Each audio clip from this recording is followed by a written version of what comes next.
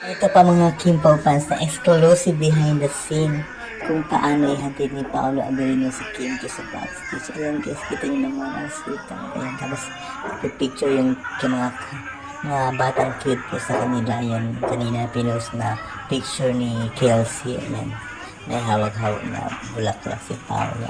Picture dyan ng mga batang cute po. Ayan guys, diba? Cute naman nila dyan, mga bata. Picture.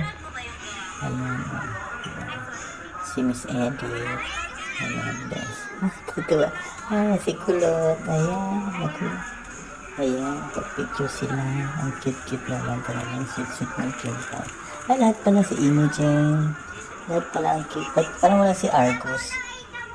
For today's video, sabi ni Jace, nag-ape si Paolo. Ayan, guys.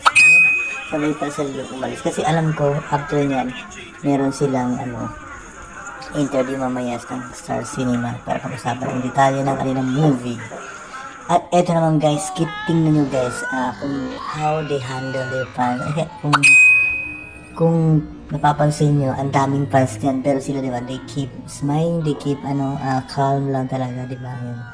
Kipagsuguran talaga yung mga fans. Ayan. Ayan. Shout out sa Kimpaw Squad dyan at credit sa kanilang video na to. Ayan guys. Ayan yan si Oscar. Ayan mga iba kakilala natin dyan. Ayan, so mabilisan lang sila group pick na lang kasi sobrang dami guys. So ito may mas malino na version guys. Ayan.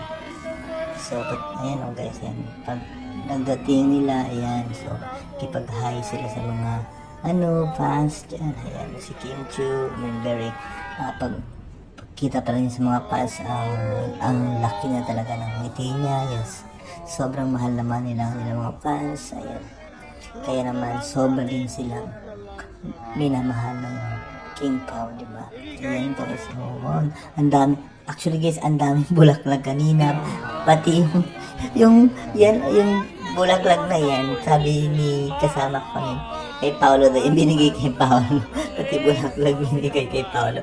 Ayun, balik na tayo dyan sa bulaklak na yan, sabi nga ng kasama ko. Binigay rin talaga yung bulaklak kay Paolo. Ayan, ito naman guys, yung bago sila sa salang kanina sa likod. Okay, so, credit to sa video to kay Grace Ivana.